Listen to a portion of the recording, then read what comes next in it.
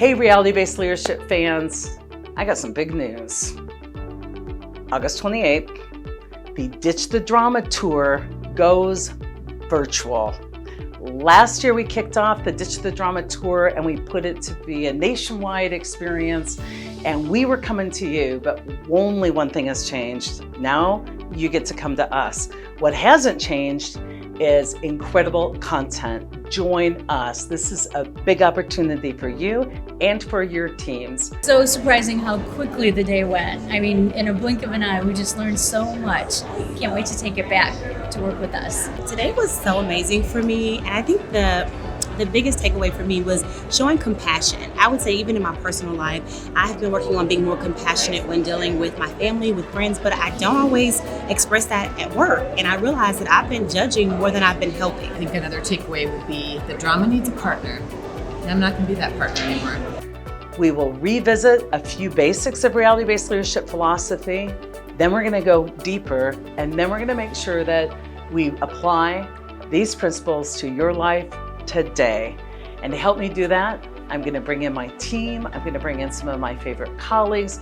I'm going to bring some of my favorite folks to you to have a fantastic day online, virtual.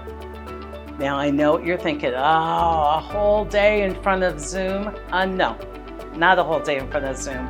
A day interacting with an online production where you're going to learn a ton, you're going to meet some cool people, and you're going to love it. So get your tickets now.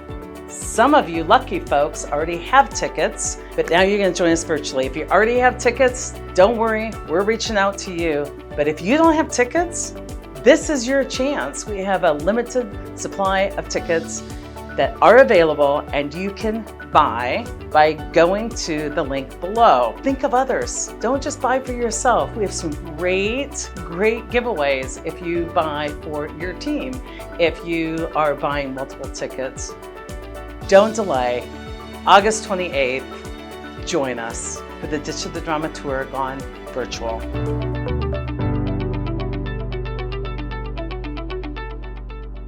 I want to jump in here quick because after I record the podcast, I got so busy talking to Sarah Morgan with Buzzaroony LLC that I forgot to really let you know about some incredible resources. And so I need you to know the woman writes a blog.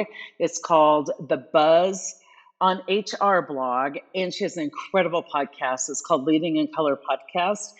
And I absolutely did not want to have this podcast go out without letting you know that Sarah Morgan's blog, the Buzz on HR, you got to subscribe. And Leading in Color podcast is another place. Subscribe and review, and let's help grow her audience because she's got just some great content she delivers and great guests that she has on. And definitely, if you want to build an organization that isn't just working on eliminating bias, but is actually anti-racist. She has such great resources and has a conference coming up, HROI, Human Return on Investment, right? And so you really need to connect with her, and I'm excited to be able to have had her as a guest again. So check her out. Welcome everyone to another episode of the No Ego podcast. I am Cy Wakeman, the host. I don't even talk to you anymore about our plans for this season or that season. Basically, every week, I am now calling in my angels, calling in the people who could hopefully help us get through the next week. And somebody top of my list always is Sarah Morgan. Welcome to the Thank podcast. you. Thank you for having me. I'm excited to be here. I was trying to figure out like when we first met. I think it's been forever ago. It's creeping on 10 years because I want to say it was like 2012 maybe. So Yeah. it's been a long time. Yeah. Well, And this Sarah is my is, third time on the podcast. So it yeah, is. it's You're been like a a long time. frequent flyer. Yay. But it's like I'm willing to open it up to new folks, but I have my go-tos where I'm like, this is an HR operations issue. And I want to bring in people who practice HR operations, like, not that you don't do strategy, like somebody who agreed with reality-based philosophy, leadership philosophy Mhm. would do, Mhm. because they're so aligned. But you've been in the HR game for a long time. You were kind of a legend at the SHRM level when I came in and met you as a speaker and progressive and all those good things. But also very cool, you're one of the many of us that have side hustles, and so you Yes, founded the business, Buzzaroony, I love it, yes. and, Buzzaroony LLC, but you do all kinds of amazing work, with businesses and speaking and all of that. How do you describe yourself? So, oh goodness. At this point, I go with writer, consultant, and coach. Okay, That those are the three terms that I'm using. I am the chief excellence officer at Buzzaroony LLC. I've been writing and speaking on human resources and management and leadership for almost 10 years now. I've been an active practitioner for 20, which I can't even believe that's I can crazy. say, isn't it? And I spent most of my career in like light industrial retail environments. So very like frontline, very in terms of the demographic of employees. So not on I get the high level issues and then I get the very like again, those very much frontline issues. So I'm able to see both sides of that lens and that makes me flexible and it makes the ride enjoyable. Like there's never a dull moment in my human resources world. I know that for sure. So I'm happy, about that. And my business has been thriving. We hit a bump right at the beginning of Yeah, the pandemic, like most people. But then after George Floyd's murder, so many organizations were looking for training and leadership and strategy surrounding how we become more inclusive, how do we have these conversations, and so that has really taken on a life of its own, and my plate is full at this moment. And then I also have my own event coming up in October. So between those two things, I'm like, 20, this is not the 2020 I envisioned, yeah, but I'm still excited about everything that I'm going to be doing. So, it's amazing. Go as needed. Yeah, I don't think any of us, none of us knew what was coming our way, but I also just think none of us knew how much amazing growth we would have the opportunity yeah. to do in this year, because I'm Mhm. certainly not going to go through it as a victim. It's like, I want to get what I came for. I want, the lessons I haven't yet Mhm. learned. I'm kind of in a hurry. Like, let's get enlightened on some of this stuff. But Yeah.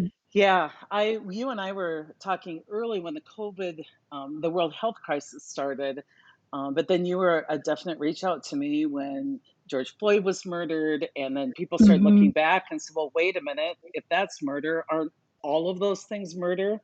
And half of the United Mhm. States is like, "Oh, wow, I didn't think of that." And I just felt Mhm. at times like in the beginning, everything I said to be empathetic just showed my additional racism. Like I would be like, "Gosh, it's Yeah. so surprising," and people were like, "The fact that you're I'm not surprised pissed me surprised. off," and I'm like, Yeah. Yeah. um, we definitely want to talk about your expertise in helping people like hold space and go Mhm. beyond the surface in their diversity efforts, like well Mhm. intentioned, but kind of band-aidy, Yeah. what that looks like. But I also have questions from readers, from listeners, readers too, about safe return to work. So when I think about the Mhm. leaders and the people I talk to, they want to know how to have foster open dialogue and Mhm. increase understanding. That's one set of questions.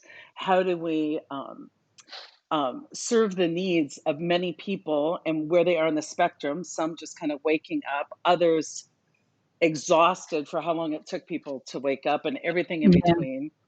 And then your tips for helping people return to work. So, which one do you want to Oof. start with? Um, that's a lot. I Uh, know we only have, an hour an to solve the hour. world's Cool. problems. So I will say, let's start with tips for people returning to work. Let's start Awesome. there. So you're in the thick of this. You've got retail, Mhm. you've got people even going in people's houses. I mean, don't part of your Yeah. delivery system Yeah, one is of our divisions installations. does that as well, and it's definitely, difficult. So, because our company is nationwide, we never really stopped. We just got really, really slow. So we really had to implement safety measures surrounding COVID really quickly with employees wearing masks and taking extra precautions surrounding all of that. So in that regard, like we have this population of employees on the front lines and in positions that never stopped. And then you have a population of employees who did pause. Some of them ended up in furlough and now they're starting to come back to the workplace. And then you have another population where the cases in their area may be flattening a little bit. And so they're starting to come from working out of their homes into working into traditional offices. So you've got 3 very different groups. What I am seeing is that the folks who didn't get the opportunity to take that break are really, struggling with some fatigue and in some Okay. cases some burnout. And that would be my first piece of advice to organizations of what to look out for. As a leader, you've got to stay in tune with your people, and this is a lot, Yeah. to be going through and to be working through. And you really have to be in tune with your employees, particularly those who have not gone through furlough and have not taken a break. If they've worked this entire time through the pandemic, it's really important to check in on them and see how they're doing from a mental health standpoint. Do they need a break? Do they need some time off or something, to give them a change in their schedule, whatever the case may be, to give them some pause and some breathing room before we head into the fall, Yeah. when the predictions are that this is gonna all go crazy again. And a lot of Because people get frustrated with, like, how do I do that? Like, I need those people working. But a lot of times you're getting a lot of people out having to constantly make COVID decisions that are fatigued, that aren't Mhm. at full capacity. Whereas if you could put somebody out at full capacity and retreat somebody, Yes. that would be so important. But I think most of us making those decisions are safe in our homes. Yes, and there's a And privilege that comes along with us being safe in our homes that we don't, and safe in homes that are generally pretty comfortable too. yeah, And so we don't think about the person who doesn't have, space. And some of us, like I enjoy my family. Not everybody enjoys being around their family. Not everybody enjoys working alongside their spouse, or perhaps I'm working and my spouse is still furloughed and laid off, and that energy is weird. Like there are so many different things that can be going on that can contribute to that person feeling fatigued and burnout and probably needing some measure of a break. And so I think we have to be sensitive to that first and foremost, because this is a long time yeah. for us to be, in this state. And it's normal and natural for us to be feeling some measure of fatigue. We've never gone through a crisis that has lasted this long, in particularly, in America, we haven't. Our events are much more short-lived, and that's why I think you see a lot of people are, like, mad and freaking out and going out and protesting about having to wear masks and things are not open.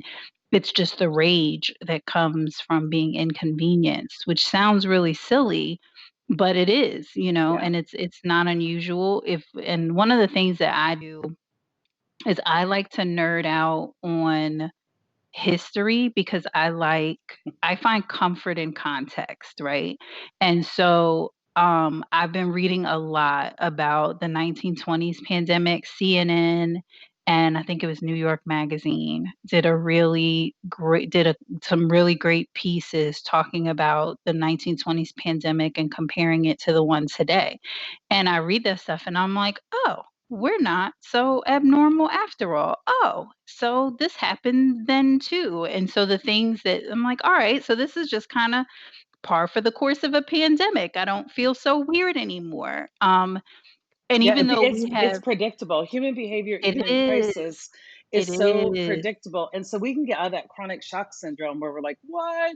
yeah, There's a reoccurrence. It's like, well, There usually No, is. what we do is what we do, and I think we have this idea in our minds because we've advanced so much technologically and we have all these modern creature comforts that none of the things that you do in a crisis are really gonna apply to us because we have Netflix. Like, no, all all of the things that you stressed about back then, you're just going to stress about differently today. Yeah. We're still going to have those struggles.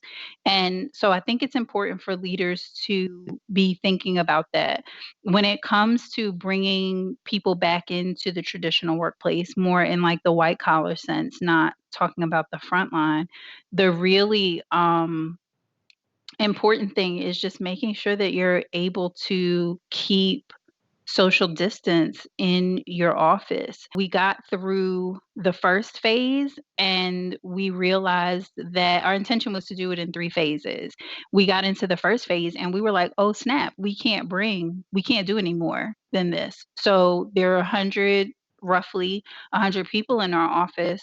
We have about 20 of those that are working in the office now because we're not allowing one-on-one meetings in offices. You have to go into a conference room.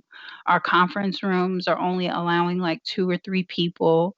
So we're in the office, but we're still doing Zoom meetings. If someone is like, "Hey," that kinda drive by your office, "Hey, I just wanna chat with you for a minute." Skirt, hold on, we gotta put our masks on, we gotta go over to the conference room. "Oh, wait, someone's already in that one. Well, let's keep looking." Well, you don't anticipate those kinds of things. And once we got into it, we were like, "Oh, this isn't gonna work. We can't put 20, 30, 40 more people into this mix. We won't survive." So we're gonna stay, as we are in this phase, probably until the end of the year, and then look at it after that, and see where we are and what we should do. So I think when you're bringing people back into the office, you've gotta be really cautious, and I would say do it in phases so that you can kinda try some things out and see. You have to be prepared to spend some money, like, we had to buy masks and sanitizer and Clorox wipes and plexiglass because we have some seating that doesn't allow for people to be 6 foot apart. So in that case, we've gotta put more dividers up between them. So we had to do a lot of that. We ended up ordering some additional desks, so we had, like, an area that we were using for storage that we went ahead and added. We're like, "Well, we can't use this for storage anymore because we're gonna need to keep people spaced out," so we ended up moving desks into that area and just doing some remodeling. Fortunately, we did that while employees were on furlough, so we were able to realize, "Oh, we can't, like, there's no way we can get 6 feet in between this area," but it takes time to be able to do that, and it's gonna cost you, and so you have to be prepared for those costs as well, and if you can't take those things on, just let people continue to work at Yeah. home. It's disruptive. Like, I went back into the office, I wanna say mid-June, and after being out since mid-March, and I was like, "What is this place? What am I supposed to do?" Like, just things like, the routine my normal routine of coming in and setting up and getting my coffee, like, I had to find that rhythm all over again. Yeah. There is no point in disrupting that rhythm because at this point, people have found the rhythm of working at home. I know Mhm. what time I get up. I know when I log on. I make my coffee at home. I might have to feed my kids, whatever that is. They're in that rhythm.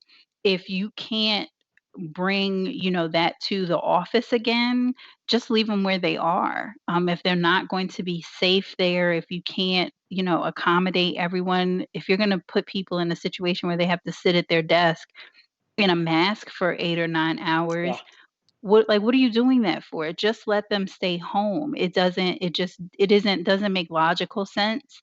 I think we do it because it gives us comfort to think Yeah, we're getting we're back we're to getting back to normal. normal. There is nothing normal about sitting in a mask for 10 hours. Like, my No husband has kidding. to do it, but he's in law enforcement, so it's a different animal. Has very nice masks that they Yeah. have, but I wouldn't want to do that, and when he comes home, he is like, "I ain't going nowhere else because I don't wanna put another mask on all day long." So you have to think about, like, in your attempt to create normalcy, are you really causing unnecessary disruption? Yeah. It's like And false illusion. It's like false mhm, sense of security.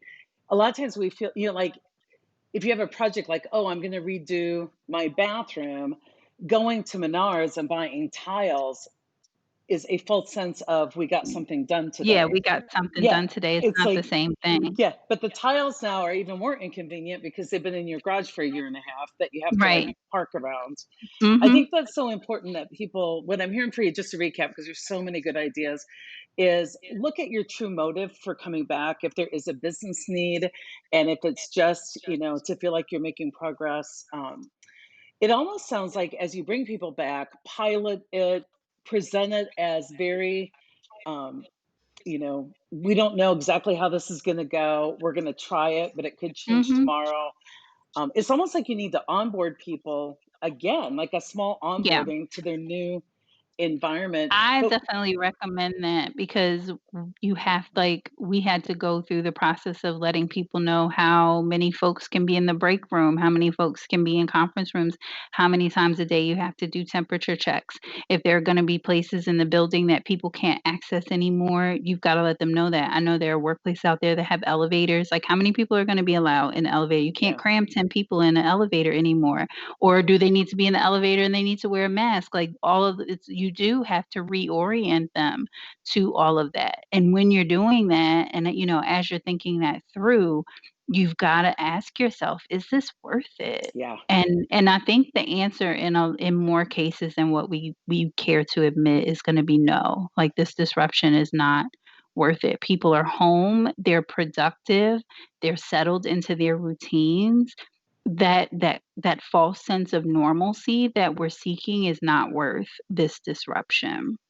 That's so interesting to hear from your side because I think everybody just assumes the goal is return to work, get kids in school, and take away the political agendas. Like, even if you believe that kids should be in school, the disruption is going to come is at any moment that there's an Mhm. outbreak in that classroom, your child's going to be back. So, like, what's better? Let's set in and look at the long term and say this is going to be a while. um, I also think that one of the setups I've seen is the organization taking total responsibility for the safety of the workers, or at Mhm. least creating the illusion. Now, the organization has a lot of responsibility there, but if you're rolling this out, like we did all this planning while you were gone, we thought of everything. Um, we got this. You're going to bring anxious people back who are scanning the environment to find where they can Where you critique, yeah, Yep, where you didn't get it. And instead yep, of saying, we've done our best to think of the basics, and we know that we have not personally experienced each work environment we created. So now here's the shared accountability. You mhm, go in and help us finish this off to keep yourself safe in the ways that you feel safe. So mhm, you go in and it's partly your work to help us look at saying, what, everything's good except I have to walk through this really busy hallway 10 yes, times a day to get the file I need. Because I think people can get really passive, and then the only job you leave them is to critique or get in mhm. drama around it. Instead of saying, we did this, now partner with us and help us figure out The what's rest of next. it. Yeah, we've got this 80% of the way, help us carry this over, and I think that there are leaders who are afraid to admit that they don't know like, they don't have all the answers because we're accustomed to having all the answers and knowing what to do. Well, it's ridiculous to expect yourself to know what to do in something that you've never done before. There's no one who is alive and in the workplace who can tell us what it was like 100 years ago, the last time that we had this kind of global pandemic. So there's no reference tool, that's going to tell you exactly what the right answer is. A lot of this is going to be trial and error.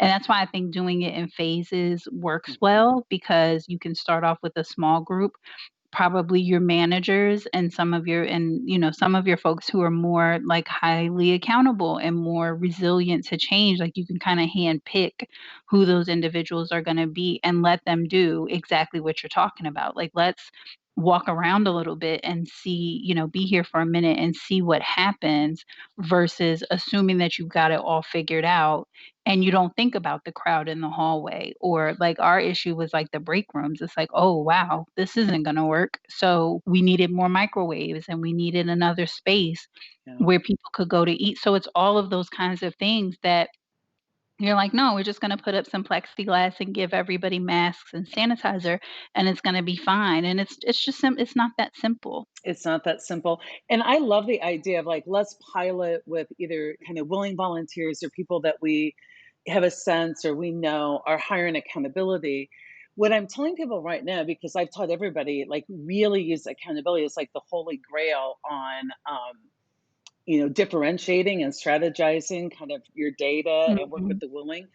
In times like this, though, I want people to think a little bit different of not strategizing, but stratifying your data because someone could be really high accountable, but have a condition of anxiety going on, or Mhm. they could have some compromised immune system, or they could have had some, ways that they've got some trauma triggers. So I think what's surprising a lot of people is even at times the high accountables one week can be, super Yeah. resilient. And I think we're surprised when we're seeing traditionally like our over functioning high accountable Mhm. also have some humanness going on. And so it goes back to what you said on the front line. I think we really need to think about like how we communicate and how we pulse survey and how we pull demographics, not just about geographical location, but what is the experience for people who have never had a break and have been on the Mhm. front lines? And what is the experience of people who are home with kids that Mhm. have some other? I think we have to really look at our demographics a bit differently and strategize how we can meet that group's experience and then know within that group's experience there's going to be all these individual variations. I had Mhm. one company I talked to today, really cool company, and they fought hard. And I shouldn't say they fought hard, the CEO was like, absolutely. They gave everybody basically a pool, a PTO pool of 30 days, Mhm. COVID, use how you need to, we'll Yeah. figure out the business.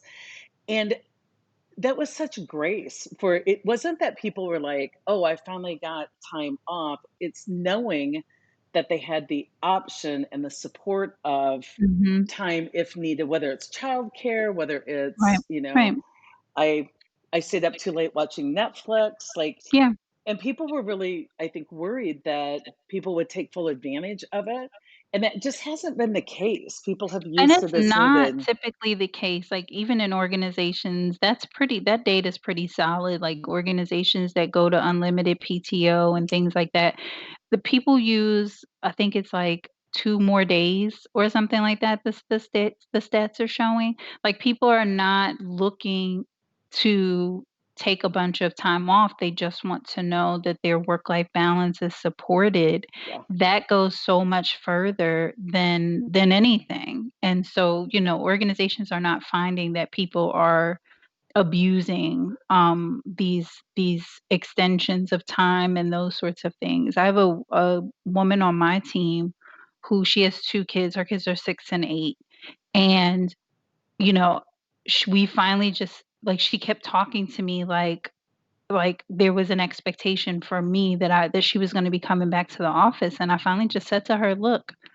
when I need you, I can reach you. It's clear that you're getting your work done. There's you come," she comes in once a week to, like, check mail and do other stuff. I was like, "But you have 2 small kids at home. Camps are canceled, like, all yeah, of this stuff is going on. I have 0 expectation that you are coming back into this office anytime soon, so you do not have to keep updating me. Tell me when you are coming back. You don't yeah. have to keep telling me about the fact that you're not coming back." And I could feel her The exhale. relief.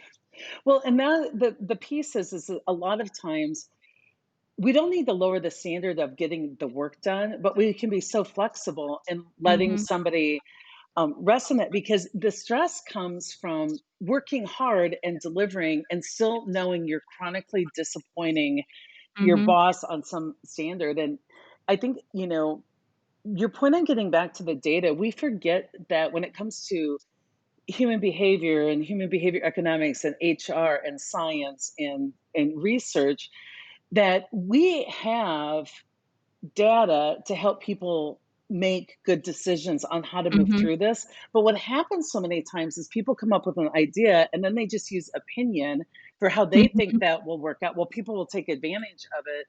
And I think it's Right. so important right now that when we come up with a planning session of ideas, that we do the literature review. We come in Mhm.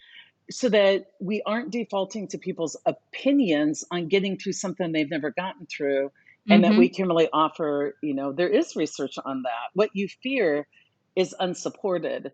And I've been saying to a Yeah. lot of people lately when it's return to work, I'm like, we don't accommodate fear. Like what you fear is Right. unsupported, right? So now, if it's Mhm. supported that what you fear is without proper PPE, this virus is This very could happen. contagious and Mhm. deadly. That's supported, but most of what I find people spending energy on is unsupported fear that they're trying to accommodate instead of Mhm. grounding ourselves back into, what we do know, whether it's pandemic behavior from the Spanish flu, or it's Mhm. companies that offered unlimited PTO, or it's like let's use what we know. Humans Yeah. haven't evolved to the point that we can any more accurately plan the future than before. We're slow to evolve that way. We're so filled with bias, and Mhm. my hope is that people just understand their emotions and their view of the world. Just not even wonder if it's biased. No, it's completely biased, Yeah. and so you've got to do checks and balances everywhere. So did you have any rivalry? A lot of my companies are asking me questions about this weird conflict. Like some people never got a break, and some people got to work from home. And so the people that maybe were IT and they had to be at the office every day, no matter what, Mhm. they're saying things like, "Oh my gosh, we're the ones who held everything up, and you guys have the cushy part." And do you have any infighting that is kind of just misdirected anxiety or? Thankfully, no. But I've heard the same thing of the employees who, again, still had to come in because they had roles that didn't allow them to be 100% remote versus those that did. And it goes back to what you were saying before about the irrational, versus rational fear. uh, I don't, this is an unprecedented moment, and there's no 100% right answer. We can certainly, in the future, look at ways that may enable your position to be more remote, but then we also don't expect this situation to be forever. Like we know history has shown us this is a year or two. And so we can't completely retool our business for something that's only going to last a year or two. And those are just kind of the unfortunate conversations about the work that we all have to do that nobody wants to have. But those are those important reality-based conversations. Like we don't have we're struggling to keep the doors open in a Yeah, lot of instances. So I can't retool your entire position and move my servers into your house. Like, I yeah, can't do that, exactly. That's just, that's not going to happen. Well, and to focus energy on given this is the situation, I'd rather spend my energy supporting you in ways to be successful and Mhm. getting you the breaks you need and getting you the support you need. And I Yeah, think so many of us are fixers that we go in immediately like that victim stance of wishing reality was it's different, different, yeah. but not using the data. I love that you're a history geek, and not using the data has really caused us to keep people on high alert for a long period of time. Like, Mhm. this will just be 2 weeks. And one of my sons called me last weekend and he goes, "Oh my gosh, mom, I'm just realizing it's like you're psychic or something." And I'm like, "What are you talking about?" He goes, "When this hit in March, you told me don't even think about a return to normal to like the spring or fall of Mhm. 2021. And he's like, and it's coming true. And I had to Yeah. laugh. And I said, I'm not a psychic. Having been in healthcare, having understand what it takes Mhm. to move through, a pandemic and understanding what we weren't that consistent in, what it takes to get a vaccine. I'm not brilliant. It was just a accurate position. But what I think happened is we have fatigued our people because we're like, oh, it'll be a couple of It'll weeks. be a couple weeks. Oh, This is not a big yeah, deal. it'll It's be a gonna couple be of it'll be over months. soon. Exactly. And And now it's not, and we don't know what to tell them, when if we had told them from the get-go, we don't know how long, like, I don't know is an answer, yeah, and as leaders, we can't fear having to tell our people, "I don't know, but we're I gonna don't figure know. it out." We're gonna figure out, and I think use that for growth. I don't know, so I would rather help grow you and your ability to deal with ambiguity, Uh-huh. uncertainty. It's a great time to practice. What we try and do is we enable people, we stunt their growth by taking away either through basically being dishonest and giving them some Mhm. answer Yeah, instead because of we just wanna saying, give them hope. I don't know. How does that feel? I don't know. As a parent, I always said, tell them it will take longer and then surprise them when it doesn't. When it So doesn't take, I yeah, almost think we should same. go out and tell everybody, not dishonestly, but folks, settle in for, a Settle year or in. We'll two. see you in Settle in. 2022. Yeah. Like, Ex- settle in. This is life now. because I would never tell my kids we're leaving in 28 minutes. Like, I would No. be like, we're leaving, we're going to be here probably an hour or more. So go figure out something Go to figure out do. something to do to entertain yourself, Yeah. and then if I'm leaving 30 minutes later, they're like, "Oh, Yeah. alright, cool." Exactly. But if you say I'm gonna, it's just gonna be 5 minutes, and then 5 hours later, it's all that exasperation, and you've gotta, try to make up excuses as to why, because if you had just been honest with them, it would have been so much Yeah. easier from the get-go. But Well, and we're afraid. We're just afraid yeah. to say, "I don't know." Well, I think one of the things we're afraid of is just people being clearly in their own experience. I don't know where we got so afraid of someone being in grief or someone being like just in their own experience. Just Mhm. where we got afraid of people going, gosh, dang, this isn't my favorite. I liked being at the office. Well, it's probably not going to happen for a year. For But a my while. home situation isn't that awesome. Then, given we aren't going to know or change this, what can you What can we do? yeah, what Mhm. can we do to support you moving to a different situation or improving the one you have? I think one of the ways we spin out of kind of the sitting and the staying and the hard work is all this wishful thinking going Mhm. on. Mhm. Intuitively, and I'm not a psychic, and I'm not here to say I did anything right. But in my business, people went out immediately. They're like, "Oh, we have this virtual course, and we have this, and we have this." And I Yeah. just told my team, I'm like, "We're not going to put a bunch of action into." For me, it felt more ego. Like I can recreate myself and I can hustle and I can impact the world. So I'm like, Yeah. let's sit back and Let's allow hold on a ourselves, minute. yeah, Mhm. let's allow ourselves to be impacted by the world. And if we do anything, instead of going out there to keep, revenue the same, let's go out and live our vision and tend to the people and get on Mhm. FaceTime and support people for free and let's just, give ourselves some time to think. Let's give Mhm. ourselves some time Mhm. to figure this out. So interesting. Any other great tips for return to work? How are you handling? Do you have people who just do not want to be compliant with? Yeah, that's still a challenge. Do I really have to wear a mask? That crowd, and, yeah, I've dealt with that quite a bit, both in the office and with the field. Now our frontline employees are far less resistant to it, like, they just are like, "It's uncomfortable, and as long as I can, pull it off and, take some deep breaths or whatever without my mask on, then I'm good, I can survive," but they acknowledge that it's uncomfortable.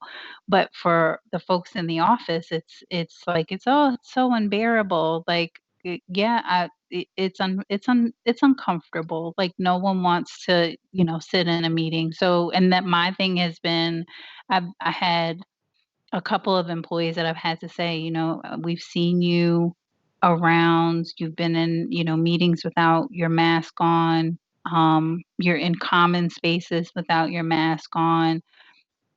How can we help you get more? Do you need a different mask? Like, what do we need to do to kinda help you with this? Because either you're going to have to go back to working at home or you're going to have to comply. Like, there's not the option for you to be here and not comply with what are safety rules at this Yeah. moment in time. Because I think And people think, they get into bargaining with people, mhm. and instead it's Oh, and like, bargaining. yep, Yeah, par this is how bargaining. it has to be done, and so there've been a few of those conversations, not many, but there've been a few of those conversations. So I don't wanna have to tell you that you can't sit that close to your friend at lunchtime or whatever. It would be so much easier if folks would just comply with it, but I also don't wanna have to shut this office down and bring in cleaning people to Yeah, sanitize because somebody is up in here with the Rona. So let's separate and just do the things that we know we need to do or keep working from home. yeah, And then you don't have to worry about being too close. You can virtually lunch with your friend and you don't have to worry about anything. yeah, But you can't be here and not abide by the safety rules. That's not gonna work. and I think that every opportunity we have to practice setting non-negotiables and kindly and, with a lot of caring, help people understand, like, I'm glad to help up the support and help you comply, but I'm not gonna change the standard. Leaders and colleagues have needed those skills for a long time, and this is Long the time. perfect Mhm. clear-cut laboratory for people to, really, practice that. I think it's so interesting, and the people that have come to me and they're just like, "I hate wearing a mask, and I hate this," and they just, they bother me. They have been fussing with the same bad mask for 5 months, and it's like they Right. only Get have another one. one, and they can't find, and I'm like, "Why don't we just get you, like, a comfortable mask?" In healthcare, that's why for safety, we pay so much attention to fitting masks, Mhm. but we also know Mhm. from compliance, like, if you are gonna end up with sores on your cheeks because this You're isn't not a gonna do it. Yeah, you're not gonna do exactly. it because it's uncomfortable, so I get that. So you have to find something that's gonna work for you, and for me, I've just, like, embraced it. I've got all kinds of little logos and funny sayings, like, I'm like, "If this it's only gonna cost me $10, I'm Yeah, just gonna buy a bunch of them because why not?"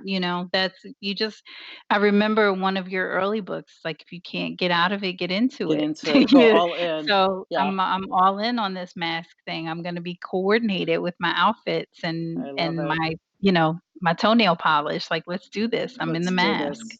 So I want to change subjects a little bit because one of the things people are asking me a lot about is resiliency, Mm, and it's so interesting because so many people have come up like with their own best tips. Like, and I know you have um, a family that you emotionally support, and mhm, mom and friends, and we all are going through we all have our different places we kind of fall apart a little bit for mhm.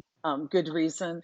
Do you have some like good tips or what you have found for yourself as good self-care or what you have to pay attention to, or like if you wanted to help somebody else be resilient, like what Mhm. what what are your best tips or what have you learned? So one of the things, and I can't even take credit for this. I'll credit Charlie Pleasant, who's a licensed clinical social worker, and Lisa Denhofer, who is a thanatologist, which they focus on like grief and crisis management. And I spent some time with both of them, talking about this subject, and they appeared on my podcast, talking about this subject. And they talked a lot about, the pandemic and the impact that it has on our nervous system, and then that our even though we may not even if you're not in a hot spot because of the news cycle and those sorts of things, our bodies physiologically know things are off in the world. And so that automatically puts you into that fight, flight thing. So that's activated for everybody, whether we want it to be or not. And when that happens, all your other energy levels go way down because you're conserving, because your body doesn't know Yeah. what it's gotta do.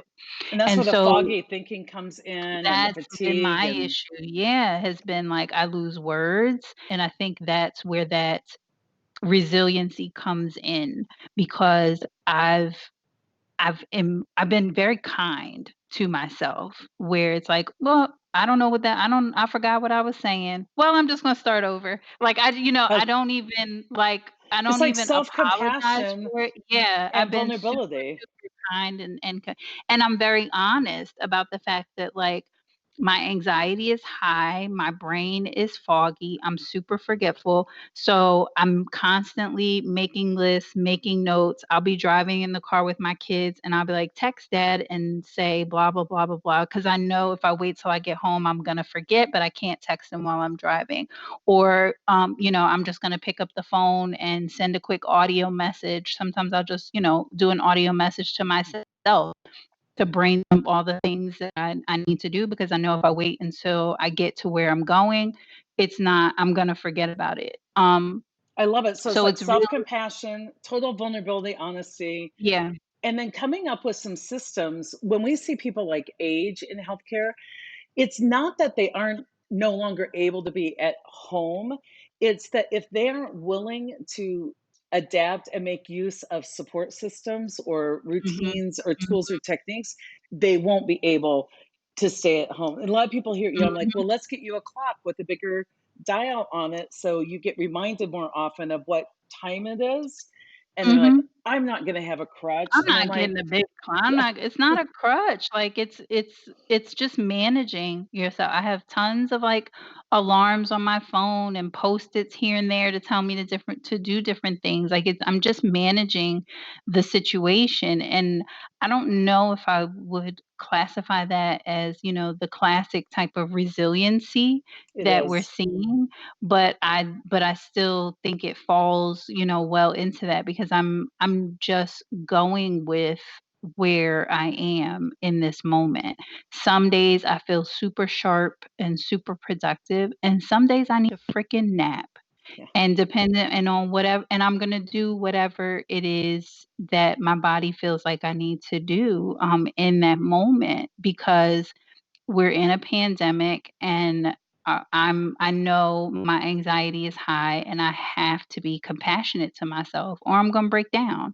And I don't want to do that. I can't afford to do that in so many different ways. So I have to find ways to do that. And that would be my thing that I would encourage people, like, stop fighting for this normalcy in this moment. This is not a normal moment. So let's stop trying to find pockets of normalcy, certainly, but let's stop trying to fight for normalcy as if it's going to make a difference Yeah. because it's not.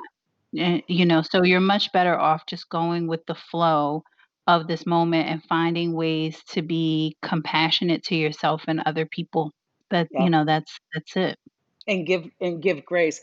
For a long Mhm. time, it's like we could overfunction, at the cost of ourselves and muscle our way through. And we've Yeah. met our match. Like there's not a way to muscle through this. No, you're not muscling through this pandemic, it's not happening. Exactly. And the techniques, I've even found the techniques that got me where I'm like, just stay positive and reach out for help. And, It's not work it's almost like those finger toys, those Chinese, I think they came from China, they're yeah, like woven. and And the you harder you struggle, yeah, the worse it the is more to you're try to get stuck. yourself out, yeah. Yeah. And so I think it's so counterintuitive to just be like, or I'm just going to go take a nap and maybe 2 hours from now, this will look different. I have found like I've even had to just reach back out to people and go, I'm thinking I was supposed to follow up on something and I didn't. And can you fill me in on what you hoped I would do after that meeting? Which I'm Uh-huh. all about follow up but just being that vulnerable, what I have found out is that most people give you back the grace they have received from you. Mhm. So if Mhm. you've been harsh on people, they're pretty harsh on you. But in Yes. crisis times, you get a mirror up for how much grace you've given people because it's how much you had in that bank account, how much grace that they give you. So we have a whole bunch of other stuff to talk about. We're running out of time a little bit, so I'm gonna transition, I know that you have compiled this incredible body of best practices, applications of really good things to use right now, today, when you're thinking about how to make workplaces more inclusive. And you've even put that together in a Mhm. conference. And I'm so Mhm. excited about it because it's one thing to listen to a podcast here and a podcast there and get like, this is a good idea and this is a good idea. But to get a roadmap, to get like, Yeah. I'm not giving you the recipe or the formula. You got to bring discernment in, but here's a way to think your way through it. So when I saw your conference come out and talking about, here's the roadmap, let me show you how it could be done, I Yeah. was super excited. So what we aren't going to get to today is holding space for all of us being vulnerable as we come together and, you know, reckon with reality as it really is in regards to racism in our country, in Mhm. our world. Like, as we come together and have that reality check, which a Yeah. lot of us weren't prepared for, and some of us are too exhausted to even engage To in. do. Mhm. Yeah, it's Mhm. like, so how do we do this? I love that you did some heavy lifting for us. So, talk to me about some the conference coming up and Mhm. how people can get involved, but what they're going to get there, and maybe some of your best tips, since we don't have as much time as I'd hoped. Right. So the conference is called the HROI Summit. It's the Human Return on Investment.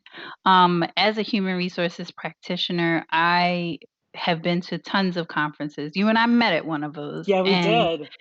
a lot of the conferences turn out to be more inspirational than like educational and practical. And that was really becoming a frustration to me. And as I talked to other HR people, it was the same. And what was starting to happen is now it's like my organization won't pay for me to go to this conference, or they've cut my budget for continuing ed because I go to these conferences and I come back and I got nothing. Yeah, I got and it's some, like we some talk about talking about solving the yeah, problem, but nobody yeah. ever hands you like, hey, here's the cheat sheet, here's the like, do these 5 things in the next 6 months and you will see this return on your investment.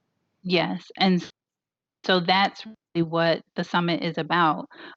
Day 1 is gonna be talking about pay equity. I'm cleverly titled it "Work Better Have My Money." It's my shout out to Rihanna. Um, and so I am going to talk about how you do a pay equity audit.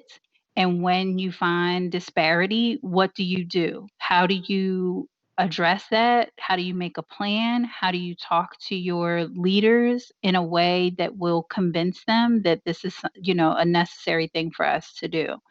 And then the second day, I'm calling anti-racist HR, and we're Love it. going to talk about anti-racism and moving away really from anti-bias. Like, I think we're at the point where we're kinda anti-biased out. We understand, what bias is, that we all have it, but anti-racism is much more, it requires you to be much more active. It Hmm. requires you to take a look at systemic issues and how it impacts your work and how it impacts you, and to take action to do something about dismantling that. Yeah, because And so bias is something like, oh, it's unconscious, I can't really uh-huh, I help it. can't really And I help think it. it leads into that whole thing like, well, that wasn't my intention. And it's like, well, Mhm. that was your effect.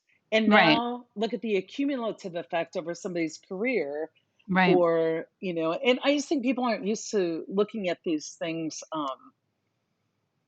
in a way where it really says, we can't just know about this and feel sad about it. We have to like, We got to do we're the only something. ones that can change it. We're the Mm. ones setting policy. I get all riled up. You get me all So riled up. there's I mean, there's so much, and there's so much of our innovation as a nation. When you look at America and the world, so much of our innovation has been predicated on the idea of keeping certain groups of people oppressed, Uh-huh. whether that's women, whether that's people of color, whether that's the disabled, whether, whatever it is, we're always we're always innovating on the backs of somebody. And that is something that, as we come out of this pandemic, because again, if you follow through history, what typically happens is you have this you have a pandemic, and then there's like this whoosh that happens afterwards where people are like, "Who is over?" And that tends to lead to like a lot of drinking and those, and hence Yeah. prohibition. That Yeah. tends The to lead 20s, the to, roaring yeah, 20s. the roaring 20s were roaring because people were happy outside. We talk about, flappers and all of, and, banning alcohol. Well, it's because people were rip roaring drunk because they Yep. were just happy to be out of their houses.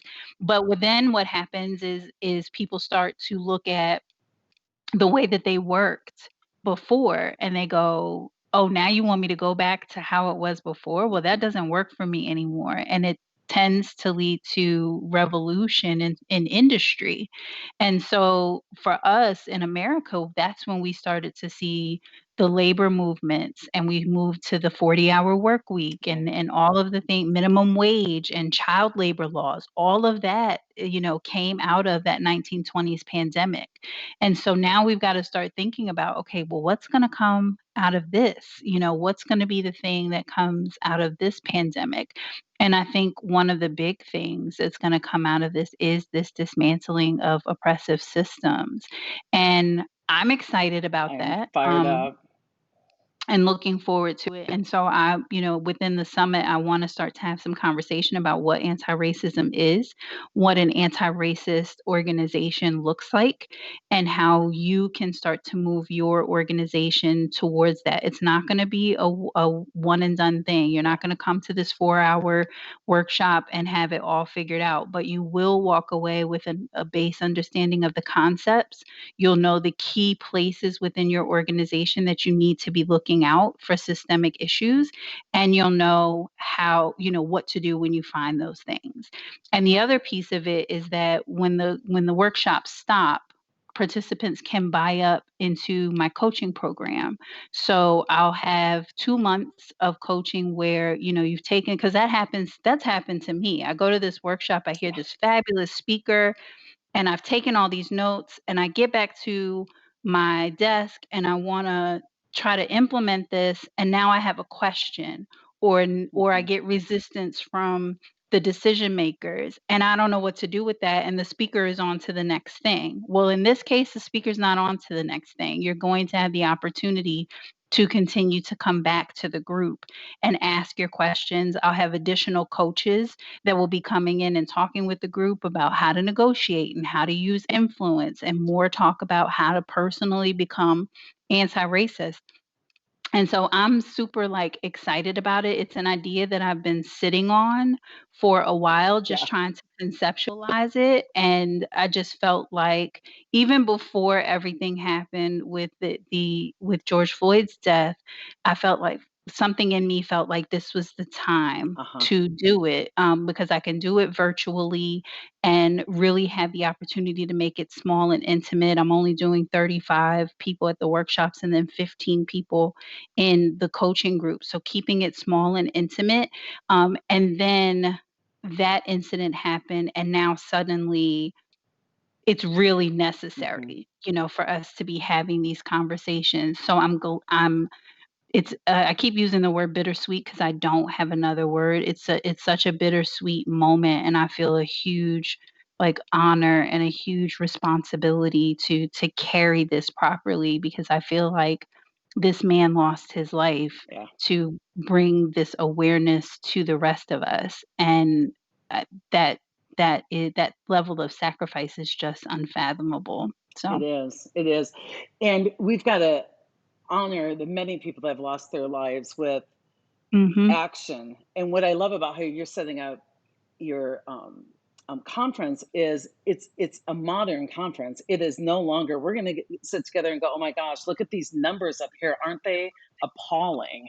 It's like, mhm, no, we're going to look at your numbers, and we're going to yep, talk to you about it doesn't have to be that way. And if 2 years from now it's still that way, it's it's on not about you. being a victim. It's on you, right? Yeah, And it's on and I you. love that Mm, sustainability piece as well. It's important stuff. So how do people connect into that conference? I didn't realize it was so limited.